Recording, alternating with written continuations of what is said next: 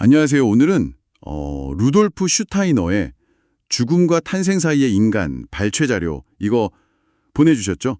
이걸 바탕으로 해서 죽음과 재탄생 사이의 그 여정이라는 주제 한번 깊게 파고들어 보겠습니다. 죽음 이후에 우리 영혼은 어떤 길을 가게 될지 슈타이너의 좀 독특한 관점을 따라가 보죠. 자, 그럼 바로 시작해 볼까요? 자료를 보니까요. 죽음 직후에 우리 영혼이 가장 먼저 경험하는 게 있다고 하던데 그 자신의 삶 전체를 한눈에 본다 이런 내용이 있더라고요. 네. 기억의 벽화라고 표현하죠. 흥미로운 건 이게 뭐랄까 굉장히 객관적이라는 거예요. 객관적이요? 네. 그러니까 뭐 과거에 기뻤던 일이든 슬펐던 일이든 감정적인 동요는 전혀 없이 그냥 스크린 보듯이 본다는 거죠. 그냥 영장처럼요. 그렇죠. 이게 이제 육체에서 그 에테르체, 그러니까 생명력이 분리되면서 나타나는 현상인데 이때 그 과거 삶의 어떤 핵심, 정수 같은 것만 남게 된다고 봐요. 그냥 회상이 아닌 거죠. 아, 단순히 떠올리는 게 아니라 삶의 본질을 딱 압축해서 보는 느낌이겠네요. 감정 없이 본다는 게 참 독특해요. 네, 그렇죠. 그 다음 단계가 카마로카라고 욕망의 세계 이렇게 부르던데요. 여기서부터는 뭔가 좀 더 강렬해지는 것 같아요. 살아있을 때 가졌던 욕망이 그대로 남아서 고통이 된다고요? 맞습니다.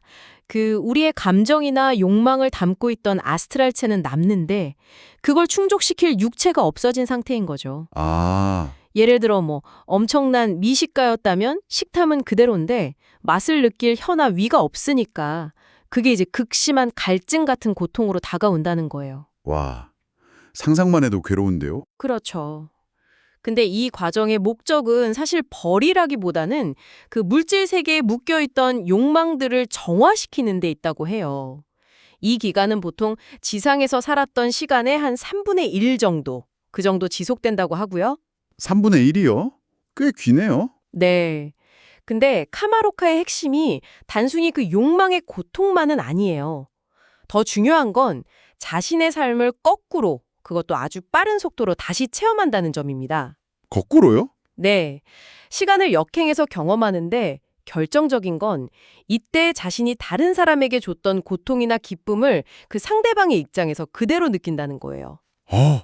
내가 준 고통을 내가 느낀다고요? 바로 그거죠.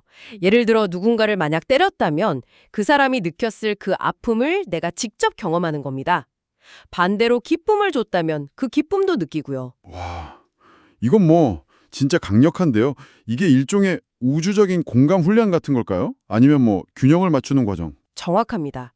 슈타이너가 말하려는 핵심이 바로 그거예요.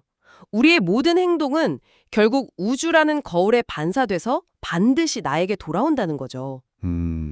그러니까 자신의 행동이 남긴 결과를 온전히 깨달았고, 뭐랄까, 영적인 성장을 가로막는 장애물들을 스스로 제거하는 과정. 약간 강제적인 공감 훈련에 가깝다고 볼 수 있겠네요. 그렇군요. 그 강렬한 카마로카 정화 과정을 거치고 나면 영혼은 어디로 가나요? 대바찬이라는 영의 세계. 뭐 이런 곳으로 간다고 하던데요. 네. 그렇게 정화된 아스트랄체의 정수만을 가지고 대바찬, 그러니까 영의 세계로 들어갑니다. 여긴 물질계와는 완전히 다른 차원의 세계예요. 자료에서는 여러 비유로 설명하는데요. 뭐 대륙, 바다, 공기, 온기 이런 식으로. 근데 단순히 장소를 나열하기보다는 그 본질을 이해하는 게 중요해요. 대바차는 생각이나 감정 같은 것들이 물질처럼 실제하는 세계라고 보시면 돼요. 생각이나 감정이 실제한다고요? 네. 지상에서는 우리가 추상적으로 여기는 개념들이 여기서는 살아 숨쉬는 환경 그 자체가 되는 거죠. 예를 들어 뭐 기쁨이나 슬픔이 날씨처럼 느껴진다거나 생각 자체가 생명력을 가진 존재처럼 경험된다거나 하는 식입니다. 상상하기가 좀 어렵네요. 그렇죠. 익숙하지 않은 개념이니까요. 근데 이 대바찬에서 또 중요한 전환점이 있어요. 자신의 이전 육체를 이제는 완전히 외부에서 객관적으로 바라보면서 저것이 바로 너다. 산스크리트어로는 타트왬 아시라고 하죠. 네가 바로 그것이다. 이런 의미인데 아, 내가 육체가 아니다. 이걸 깨닫는 순간인가요? 정확해요. 그 경험을 통해 영혼은 육체와의 동일시에서 완전히 벗어나서 진정한 자기 인식을 얻게 된다고 합니다. 그리고 여기서 과거 생의 결과물, 그 정수를 바탕으로 다음 생을 위한 영적인 틀, 일종의 원형을 구축하기 시작하는 거죠. 다음 생을 위한 원형을 만든다? 그럼 이제 다시 태어나는 과정으로 이어지는 건가요? 네, 맞습니다. 대바찬에서 영적 성장을 이룬 영혼은 다시 지상에서의 경험을 통해 배우고 발전하려는 어떤 내적인 충동, 갈망 같은 걸 느끼게 된대요. 다시 경험하고 싶어진다. 그렇죠. 그러면 이제 영적인 존재들의 도움을 받아서 자신에게 맞는 시대나 환경, 부모를 찾아 인도되고 새로운 아스트랄체와 에테르체를 부여받는 과정을 거칩니다. 그런데 여기서 또 정말 흥미로운 점이 있어요. 뭔가요? 그 물질적인 탄생 바로 직전에요. 마치 영화 예고편처럼 앞으로 자기가 살아갈 삶의 주요 장면들이랄까? 그런 걸 미리 예언적으로 쫙 본다는 거예요. 네, 태어나기 전에요. 네, 죽음 직후의 자기 삶 전체를 되돌아보는 것과는 정반대 과정이죠. 일종의 삶의 예고편을 보는 셈입니다. 와, 탄생 전의 삶의 예고편이라니. 그럼 그 기억은 우리가 의식하지는 못해도 우리 삶에 뭔가 영향을 주겠네요. 그렇죠. 대부분은 무의식 속에 남는다고 해요. 하지만 우리 삶의 어떤 방향성이나 중요한 선택의 순간에 미묘하게 영향을 줄 수 있다고 슈타이너는 보고 있습니다. 때로는 이 과정에서의 충격이 어떤 상태로 나타날 수도 있다고 언급되긴 하는데 그게 일반적인 건 아니고요. 핵심은 영혼이 자신의 다음 여정을 어느 정도는 인지하고 시작한다는 거죠. 아, 정말 놀랍네요.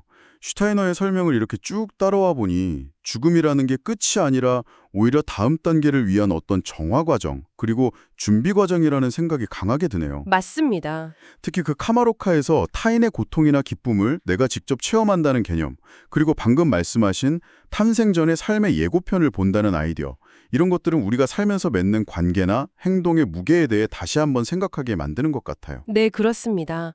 이 자료가 시사하는 바는 결국 우리의 삶과 행동 하나하나가 그냥 일회성으로 끝나버리는 게 아니라 영적인 차원에서 계속 이어지면서 끊임없이 우리 자신을 만들어 나가는 과정의 일부라는 거죠. 오늘 슈타이너의 관점을 통해서 죽음과 재탄생의 여정을 살펴봤는데 듣고 계신 청취자분들은 어떤 부분이 가장 인상 깊으셨을까요? 저는 개인적으로 내가 타인에게 행한 것이 결국 나에게 돌아온다는 이 우주적인 메아리 같은 개념이 지금 이 순간 우리가 내리는 선택이 얼마나 중요한지를 다시금 깨닫게 해주는 것 같습니다. 다음에 또 다른 깊은 이야기로 찾아뵙겠습니다.